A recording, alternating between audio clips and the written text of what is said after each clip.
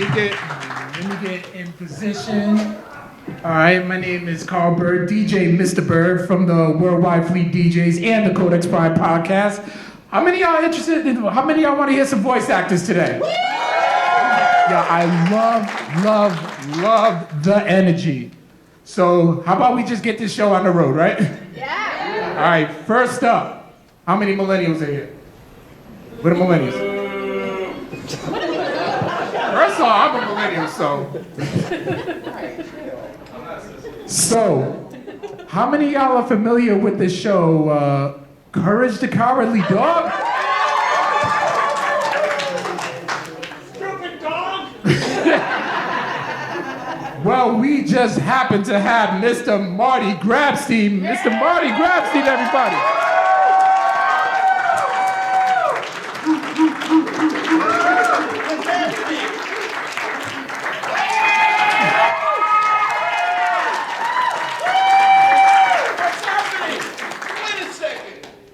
Wait a second, where's my friend? Where is she?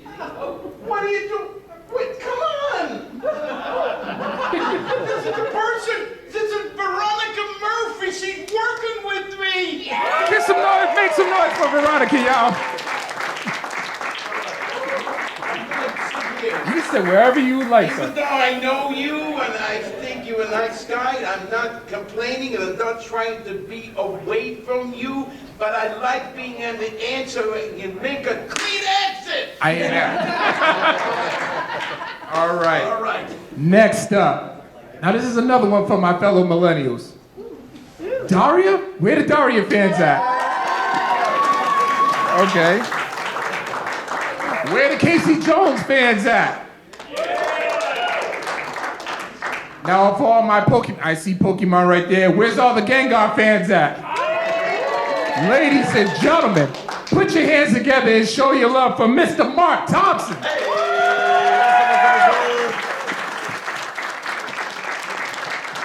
All right. Now, y'all may know him as Kick Patowski. He played a young Howard Stark at one point, but y'all know him as Barry Allen or Wally West, The Flash, and many DC animated films. Give it up for Charlie Schlatter, y'all.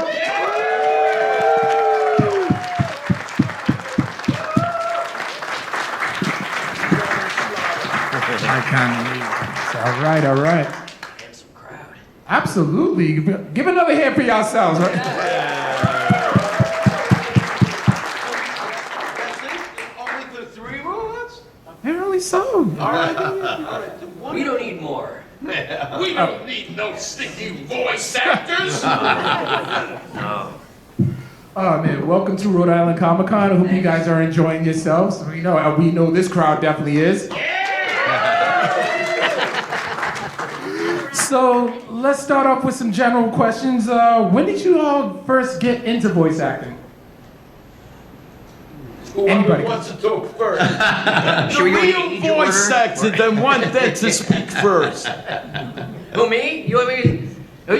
Oh, gosh. Come on, Charlie, it's your moment, I man. know, my moment. This is my moment. I sort of fell into it. I know I've worked with a lot of people that do it because they grew up, they were raised on cartoons, and that's all they wanted to be was Barney Rubble or Hong Kong Phooey or whatever, which I loved. I loved all those shows, but I was an actor, I did a lot of on-screen stuff and TV shows and things like that, and so I was doing a television series called Diagnosis Murder with Dick Van Dyke. I did that for like 100 years. Thanks, so we have people over 70 here. Great. Are we showing the age of the people? And so I was doing that, and I had children being born in my home, my own children, and during hiatus, the only opportunities I was getting were like in Vancouver or just kind of out of the country or out of state, but I really wanted to be an on-hand dad. And so I had an agent. I said, I want to do stuff. I want to be creative, but I don't want to leave. And he said, well, do you want to do some VO? And I said, what does that even mean? What is VO? What are those letters? He said, voiceover. And so I said, sure. I'll try to make this long story eternity. So no, really. And so my first audition was for a thing called Stars. It was, we're Stars, a better movie channel. And that's like kind of all I had to say and list a bunch of stupid movies. And yeah, I got it like right out of the gate. And then one of my first cartoons I did was with people that you'll know, Rob Paulson, Jess Harnell, Robert Stack, Kath Soucie. They were just like the heavy hitters. And you know, I was really just hired to sound like me. But because of that, like I just worked with the most supportive human beings, and I thought, this is the coolest job ever, because these guys, they're the smartest, funniest, quickest, bravest human beings I've ever been in a room with. And it was really cool. It was like you're just doing a radio play in somebody's basement, and you didn't care who knew you, who didn't know you, you know, but this is also before social media when, you know what I mean, we liked that anonymity. So they were just so great and so supportive, and I thought, this is the chalice, this is all I want to do. And because of their support, it made me feel more confident in what I was doing. And so, you know, the stuff that I was doing originally was just this. It was just me speaking. It was very vanilla. But then, you know, you start doing more stuff and getting wackier, and those guys are like, yeah, that's good too. And it just sort of snowballed into something really great. And it was perfect. I was able to stay home with my kids, and it's a career that I adore now. To me, it is the chalice, and I love it more than anything. It's a blast. Love it. How about you, Marc?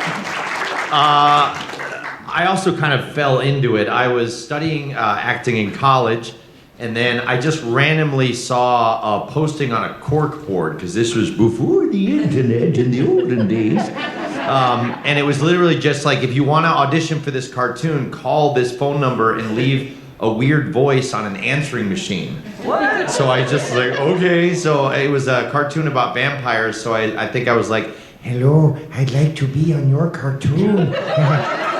And that was enough to get me called back. So I got called back, and then that cartoon did not go into production. It never happened. But then, I know. But they remembered me from that, and then I got to audition for a show called Daria that was on MTV. And that was like my first job ever. Like, it was McDonald's and then Daria. So like, it was pretty exciting. And then that led Back to McDonald's. Yeah, exactly, yeah. You and Trump. Yeah. I worked the fries. But yeah, and then that just kind of snowballed, and like people start, you know, recommending you for things, and I started doing like Pokemon and Yu-Gi-Oh and all that stuff. So, All right. yeah. Marty? That's great. So I always, whenever I do these moments, the panel. By the way, let me just address the elephant in the room. I am recovering from a stroke, so my speech was impacted. That I can't talk like Barry Allen's talking right now. But I just wanted to address, my speech is coming back amazingly well, but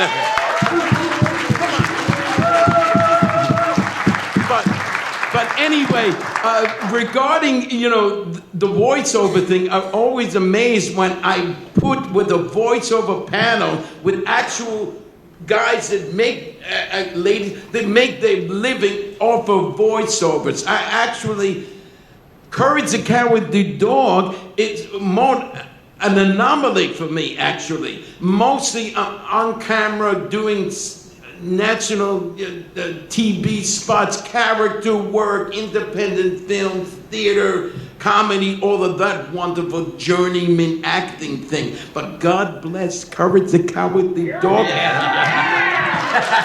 Bit me on the ass, and I can say bit me on the ass, right? Absolutely. Twice, actually. This is a safe space. That's okay. Anyway, so a friend of mine, to make a long story interminable.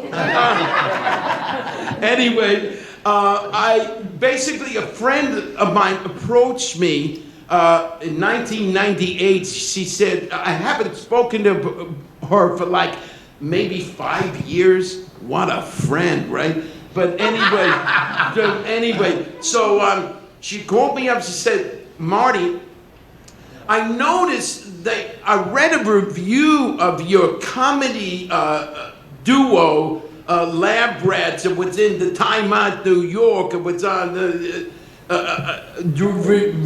review from Time Out New York, the comedy thing. So I realized you were still acting. I I'm working for a guy named John Dilworth, producing a new. Yes, please, John Dilworth. John, stand up. A new cartoon series, cover to cover the door. As hearing people. Tapes, hearing people in person, actually. And so every voiceover artist in the city, maybe, did you audition for Courage? No, I wasn't even born then. Somebody, maybe your phones were busy that day. Anyway, so she said he's heard like over 200 voices and he can't arrive at the decision. So I figured I'm gonna reach out to people I know, maybe we have better luck. And somehow I walked in strangely empowered, because I knew usually when we go into an audition, actors have to cover up the fact that I really want the job. Please give me the job. But they have to act that they're okay, I'm confident, all of that. I actually did, uncharacteristically feel that I had some power here, because I was informed that this guy was listening to people for over 3 months, and he's probably dying to stop the audition process. So I decided I'm gonna be the one that's gonna do that. Wow. So strangely empowered, right? I walked in and somehow within 2 minutes, I knew something was going on. He liked my New Yorkie / Jewish ethnic kind of sound to it. He liked that for the neurotic Courage the Cowardly Dog thing. And the only thing he needed was, I was talking like this, he was laughing, saying the line, that stuff, right? But he said, can you pitch it up here? And he said, we got it. So within a couple of minutes, I knew I had the job. So it's a wonderful story. That's how I got into the voiceover industry. All right. I'm exhausted from that story. So what would y'all say is the biggest misconception about voice acting? That we're not good looking. They always say, oh, you got a face for VO. Come on. Look at these guys. I definitely, it would be that, voiceover is not actually acting. It's kind of tricks, and it is a certain amount of trickery, but albeit the best voiceover people have acting background. So they come from acting. The same things hold true.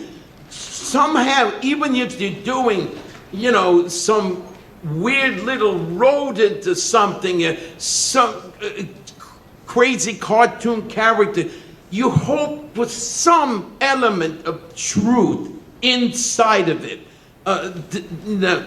To buttress it, So I think that is probably one of the biggest misconceptions. 100%. I'm sure this has happened to Marc and Marty, where people come to the table and they say, "I'd really like to get into voiceover," blah blah blah, and a lot of times they'll follow it with, "I do like a really great SpongeBob, and my friends tell me I should be in voiceover," and I always say, "Well, Tom Kenny does a really good SpongeBob too."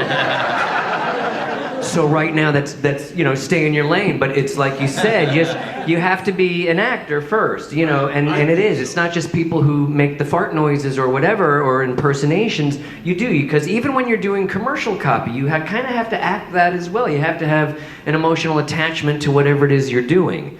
So I do think that is a big misconception. And there are people who do like great impersonations, but how do you sustain? And so I always tell people when they say, "What can I do?"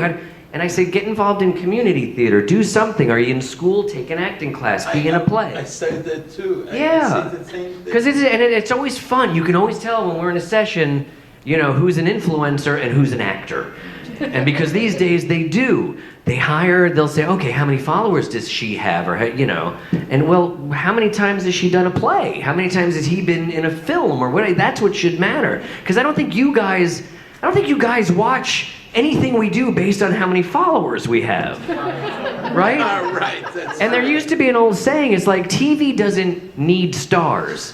TV creates stars. You know, they find talent and hopefully people are attracted to that. So, at least that's what they tell me. I don't believe it.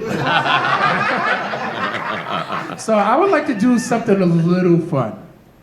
I would like to ask your characters a couple of questions. Is that cool? Oh my God. All right. So we're going to start with courage. creative. They have to get creative. Right. Moderators. Just when it was going so good. So let me ask Courage this. With everything that goes on in nowhere, why haven't you asked Muriel and Eustace to just move out of nowhere? Because it's my home. Because I live there, and Eustace provided for a roof over my head and food and my dog bowl. The Courage you let the dog bowl? I never saw a dog bowl. Sorry, but this is my home. Ask the people that won't move out of the Jersey Shore, living by the beach. They have a beach house in Jersey Shore that's flooded out. They prepare it, put it on stilts, and they have another. Give it up, give it up.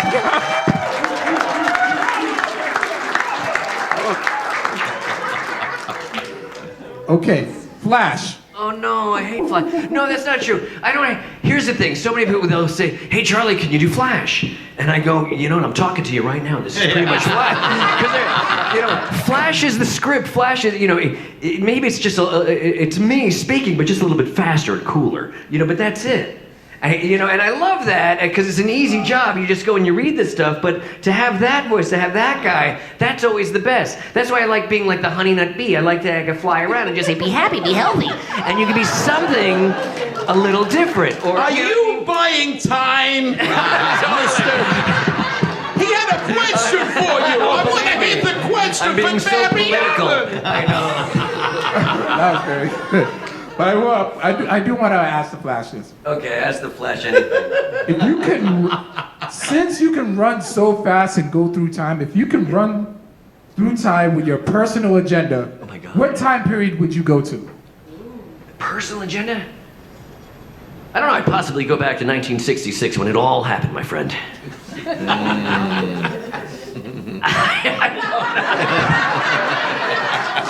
I'm trying to be a nerd. I'm like almost there. I'm like, No problem. All right, I'm sorry. What a letdown Charlie was at that panel. He wouldn't time travel. Kick Patowski, you think you can beat the Flash? Oh my God, yes. If that guy met me in Mellowbrook, I would totally beat him to battle snacks with my friends Gunther and Brad. And yeah, totally. But biscuits, I'm screwing this up too.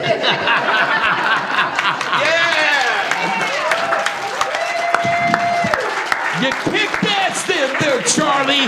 Thank you. That was very I good. feel like a co-moderator somehow. How did I assume that mantle? So, all right, my next question is for Casey Jones. What's your favorite sports weapon to use? Oh, that's such a great question because there's so many to choose from. You know, you got your baseball bat when you want to get a purple dragon just like right down the middle and out to the outfield. Sometimes I use my driver, you know, because I really want to get them far. But I got to say my ultimate favorite is my hockey stick, you know, because that's the one that just, boom, you can see the teeth shooting out of their mouth when you're with that.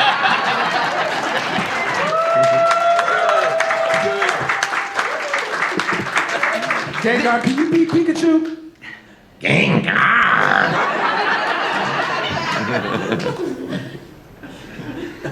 Oh man! So we also had some fans that did submit some questions through the Rhode Island Comic Con website. So the first one is from Jordan Rosa from Providence. What advice can you give to aspiring voice actors who succumb to the loss of motivation and/or confidence to get started? I mean, I'll say, that's a great question, and that's a real issue because on the one hand, access to trying out for voiceover has increased, because now anyone with an internet connection can throw their hat in the ring. But with that, all the casting websites, absolutely. It used to be you had to live in like New York or LA or Atlanta, So on the one hand, it's like everybody has a lot more opportunities, so that's super exciting. But then you're also open to a lot more rejection as well. And this business was always full of rejection, and that's always challenging. So I think to get, to not give up and kind of work through that, I think you've got to be doing it because it's something you really enjoy doing, not because you're wanting the outcome or you're wanting, monetary success or recognition. Like you got to do it because you really enjoy the art of it. And if that's the reason, then you're gonna keep working at it. Your craft is gonna get better and better, and eventually someone may notice. But even if you do it because you love it, then you'll be happy at whatever level you're doing it at. So Joe Turner from North Providence asks, what are your favorite fan meeting moments? Your favorite fan interaction moment? This. Yeah.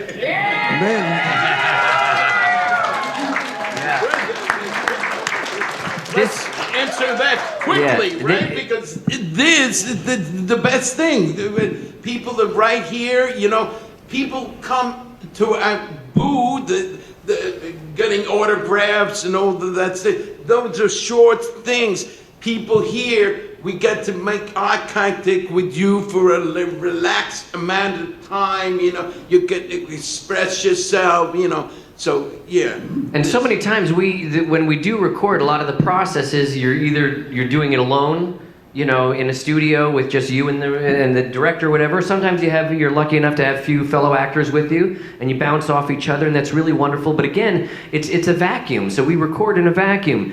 And when it's done, it's nice to go out here and meet the people that our product actually has an effect on. So when some kid comes up to you and says, dude, you were my childhood, it's just so great to hear, because I didn't know that. I just been, making, like I said, my fart noises in a booth. And you guys really seem to like it. And so it becomes addictive for us to come here and meet you guys, to meet people who just, it's so flattering, and it's really, really nice. It's just buttering our bread. It's wonderful, right?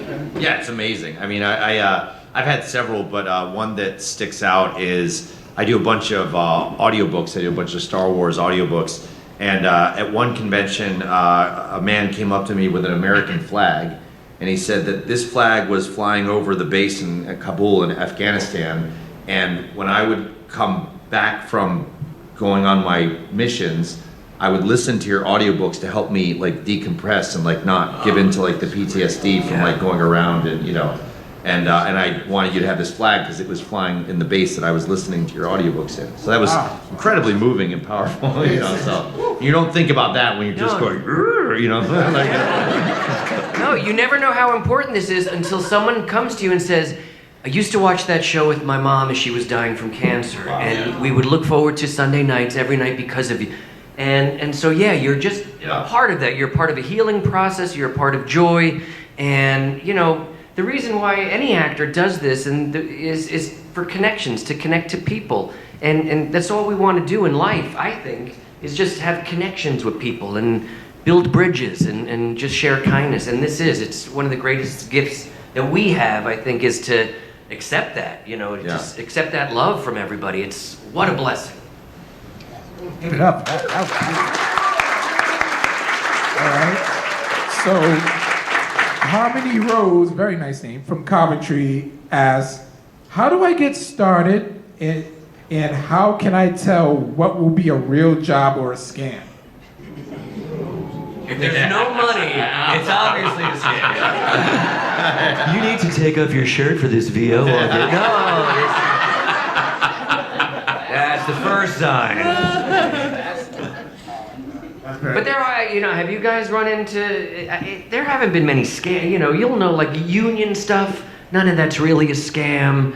I would tell this person, you feel it in your bones, trust your gut. You'll know when something doesn't smell right. And also, when it comes to, and I'm sure you guys see this too, people who are always offering, voice lessons with this guy, that guy. I always look at their track record. If this guy has never done anything in his life, there are people like Marc and Marty and myself who do offer, counseling and stuff like that, and working with and mentoring people who want to do this. So always, look at the track record, do your research, vet these people, and the same thing when it comes to actually getting a job. Well, who are these people from, wherever, some foreign land doing a cartoon about? Check them out. Just do your research and you'll know. And definitely, sometimes you made a joke, it's no money, but a lot of the time it can be a scam, it's no money, but no guarantee. If they phrase it correctly, sometimes low budget, independent, it's legit. You get a copy of the tape so you can use it for your reel. They're coming clean to you. No pay, we pay your transportation. They say all of that up front. Then, and sometimes that's a very good way to get footage of yourself doing that stuff. But as long as there's that transparency, exactly. Just know where you stand. All right. Okay, so I would like to open the floor to questions. So if you can line up right behind this microphone right here. And we ask that you ask one question. I guess I'll start it off. Okay, what's your name and where you from? I'm Devin, and I'm from Connecticut. All right. You could pull it, a little bit. tilt it up, yeah. There we go. So my question for you guys was, you mentioned the impact your roles have on other people. What was the role that had the greatest impact on you? Did you say what was the role? Yeah, the role or character that had the biggest impact on you. Okay. So you never know where you were. It's so funny. I can say courage to carry the dog emotionally in my self-confidence, my ability to see myself as a working actor, working regularly as an actor. That's the wonderful thing. But actually something more than anything else, I did a performance I did a show called When You're Coming Back, Red Rider. Oh, yeah. And I did it in, not Come Back to Defy Time. Jimmy Dean. Jimmy Dean. But no, so When You're Coming Back, Red Rider, I did it in my senior year of college. So what had the impact was that up until that role, I was always doing most of the time either comedy or serious drama, but usually somebody who is somewhat closer to myself, somewhat ethnic, and usually kind of an upbeat kind of guy, humorous, neurotic, those things that I employ successfully encourage. Anyway, so in that show, I got to play a really scary guy who comes into a diner, is friendly, talking like this, doing a southwestern kind of accent, and he was really friendly, and slowly but surely he becomes more menacing. He terrorizes the people in the diner and makes them jump through hoops to expose the hypocrisy of their lives. A very dangerous, offbeat, crazy character. And in many ways, one of the most satisfying things for me ever to have done, even to this very day, because I was playing something so not in my natural wheelhouse, and I was successful at it. I understood that I could do this. I could do this sort of thing. So when I look back on that, it makes me very happy when I think about that. That's cool. Were you asking a role that I've performed or a role that I witnessed as a. Oh, no, like you did. So a character you voiced or a role you performed. I see.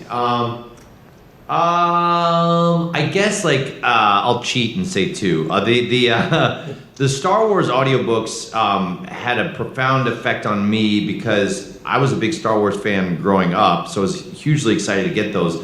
But I think I've learned the most about acting from having to learn to do audiobooks because I didn't. I was kind of treating them like, okay, here's the dialogue.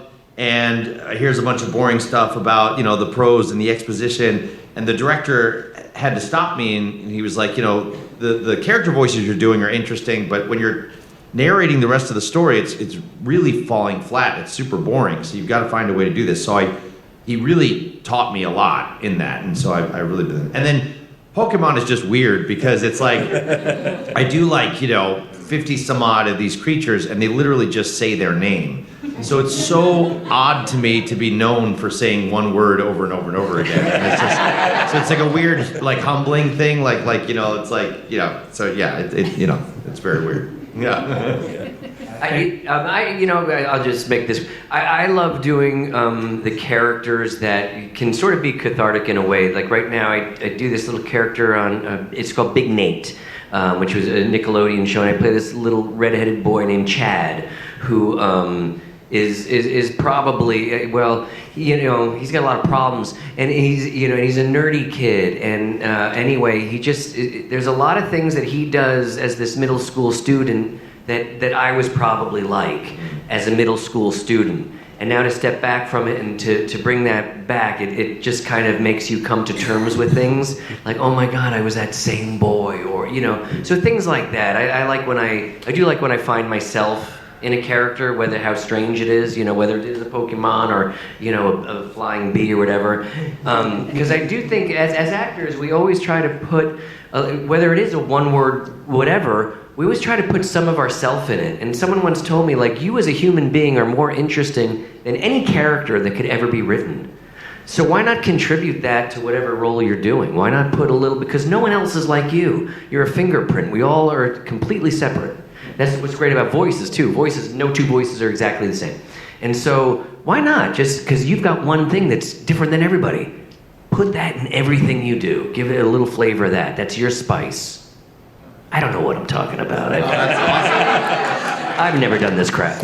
I like that. No, that was perfect. Thank you, guys. Thank you so much. All right, next up, what's your name and where you from? Oh, I'm Philip. I'm kind of from all over, but I'm mainly New York. Okay.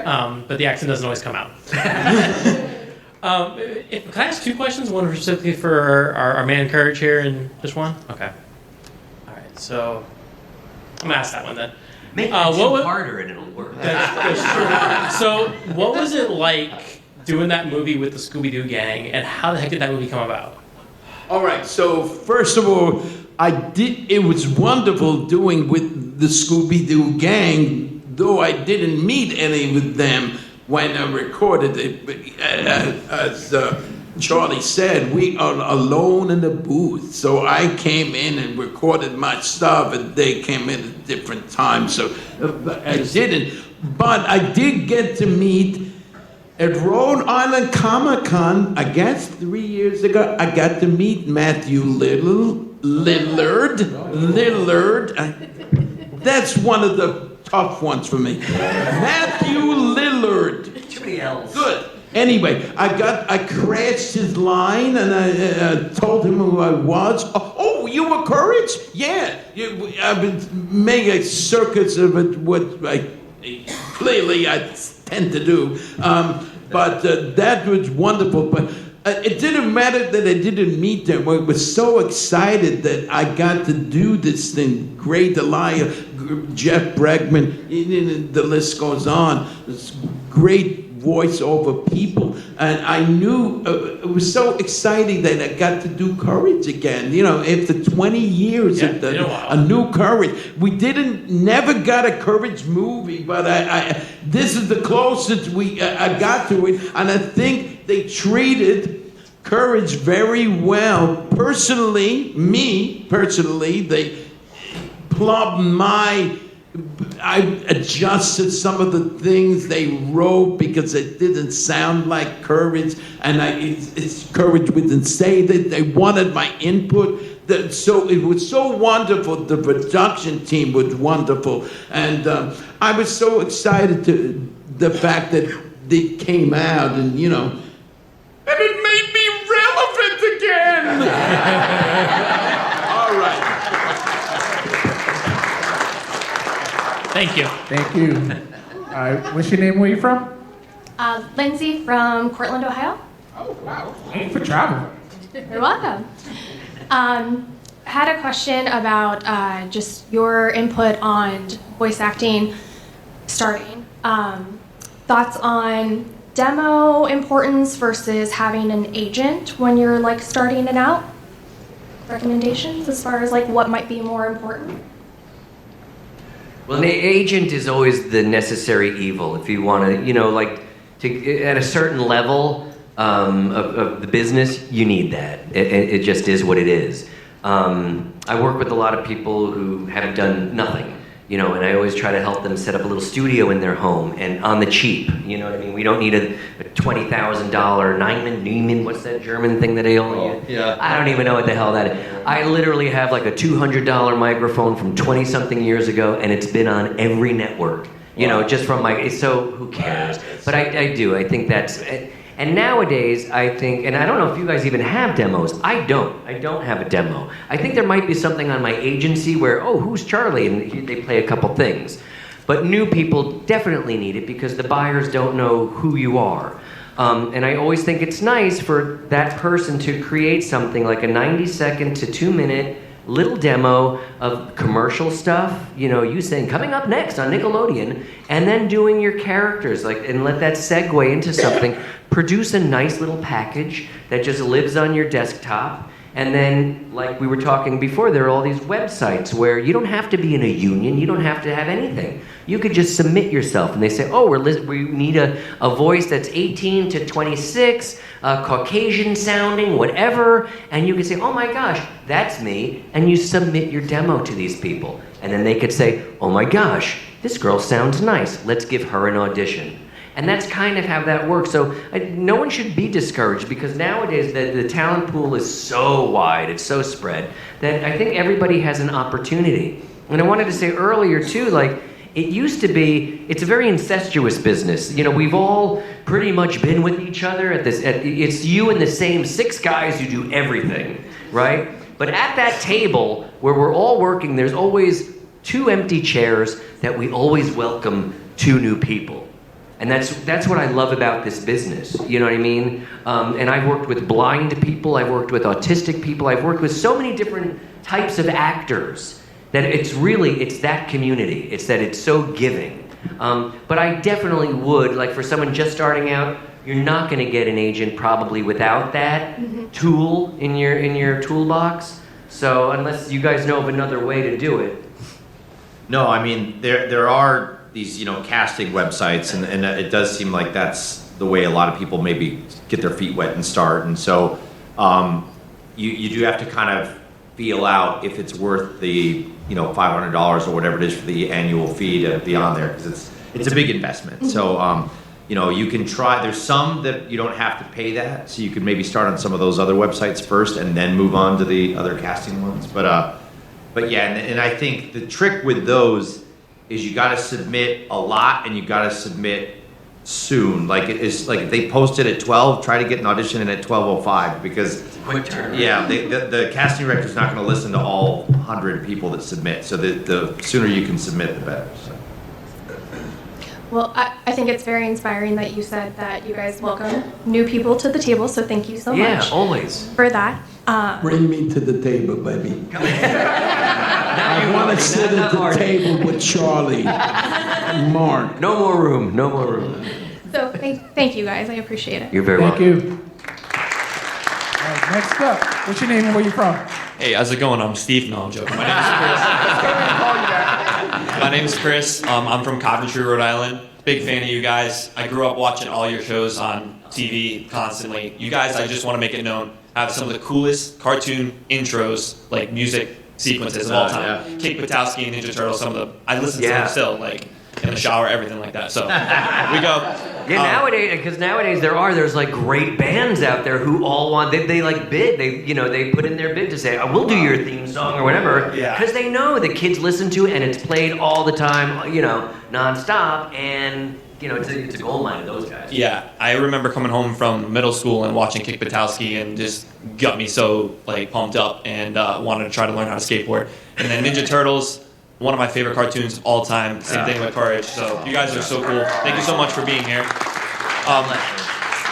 One of my questions was, is there a voice in particular that you guys might have worked on in your career that didn't come as naturally at first, that you had to maybe tweak and refine to find what someone was looking for? And how did you get there? And what ways can you utilize your vocal cords to produce different sounds? And how do you practice that? I know it's a lot. No, that's a good question. I'll start by saying I'm very limited. I have like a rubbery voice, I guess, and it's interesting to some people. And then I just try to find variations of it, and accents here and there. But that you kind of study in college, and you do that. I tend to think that, here's what's funny, a lot of times we go into a session and you owe them, is it still 3 voices? I think you owe them 3 voices, for the price of 1. You go in and they'll say, okay, you're Kick Buttowski, but today you're also the cafeteria lady and you're going to be, Junior the squirrel, whatever. And then you kind of make it up on the spot, you do something. But I'll tell you this, if you're having trouble with something, as I have before, they say, Charlie, don't sweat it. Rob Paulson is coming in later for a session. He'll cover for it. And so you go, thank God, So I think the stuff that you have trouble with, you kind of have to know your limitations and know your strengths. And just know that, like I said, D. Bradley Baker is right next door. He'll come in a minute and he'll knock out that thing. So just don't sweat it, just go in and give the best you can because you have to put, what I was going to say, go in with no ego. When you go in with an ego, that's a mistake. We're not curing cancer, we're making cartoons, and you need to take a backseat if someone, and I've said that a million times, I've auditioned for things where I say, you know what, like here's the thing, this is an on-camera thing. Years and years ago, I auditioned for a movie called Parenthood. Do you remember that? It was a Ron Howard movie. Okay, so I go in there, and I looked like the kid that you kind of wanted your daughter to date. I was, a nice, clean-cut boy, and so I did the character, I auditioned for Ron and Glazer, and I did it as sort of like a little bit of a special needs guy who, maybe just was a little bit behind the whatever. So, but I said, this is a stretch, it's not right. I said, the guy you want for it, he's sitting in the lobby, and it was Keanu Reeves. And he was the next guy to go in out, and he was the guy who booked, so it's like, you got to share the whatever. But just don't, you can't have that ego. Right. That's awesome. I guess I'll just say I sometimes get a lot of inspiration from the artwork. So I'll just kind of look at how the character's drawn. Mm-hmm. And if I try to mimic even their facial expressions, there's one that's coming to mind there's this dad I do on this show called Kitty Cats. And he's got this like really big head and a really big smile. So it's like, kitties, and I try to make my mouth into the shape he has in the animation, and it's and just something about contorting my mouth and that big grin that he has helps me find the voice, so. That's always a help too, yeah, when they give you a picture, because sometimes you have no idea what the heck you want to do. But when they give you that artwork, if there's a snaggletooth if there's, something crazy to work with, it totally helps an actor find that. Awesome. Thank you for the info. Really appreciate it. Thank you guys. Right. Have a great day. Bye, Steve. Unfortunately, Second, I just want to adjust the mic because it's too short. We can end with you. Unfortunately, we have to wrap this up. Oh, well, there's 2 guys behind me. I can skip if you want to go to one of them. We do have to wrap this. It's fine. You can go. Rock, paper, scissors. Yeah, rock, paper, scissors. All right, so if it's unanimous, no, I'll go. Or you want to go? Yep. I'm sorry we ran out of time. Thank you all for coming. All right, we'll just take this one last question. What's your name? Where are you from? My name is Luke Holmander. I'm 19 years old. I'm from Rhode Island. And, nice. And I have autism. So I was asking, What was it like for you guys to work with autistic people? Because you guys said that like you guys worked with some. What was that like? I have, and there's two people that I'm like that I coach right now that are both on the spectrum, and I have to say, they are two of like the most brave human beings I've ever worked with. And what's great about what they have, their gift of autism, I'll call it, they're able to kind of lock in on these characters and really go deep. And they don't really care about like the superfluous crap that's going on in their lives. They just focus and they really become the character. And I will say that's what I love about working with at least these two people that I'm working with now. They really are, and they're so brave and not afraid. So I will say, I think that's something really good, that they can tap into something that maybe we don't always, because maybe we're always a little bit more self-conscious than the other guy. But I do find that people on the spectrum are just more giving and more focused. So That's dope. That's dope. What's that? I said that's dope. It is dope. It's extra dope. Welcome back to 2015, folks. It's dab time. All right. Thank you so much. Thank you, Luke. All right, so this is our time. We'd like to thank our esteemed panelists here, Charlie Schlatter, Marc Grabstein, and Marc Thompson. I'm DJ Mr. Bird. Everybody enjoy the rest of Rhode Island Comic Con.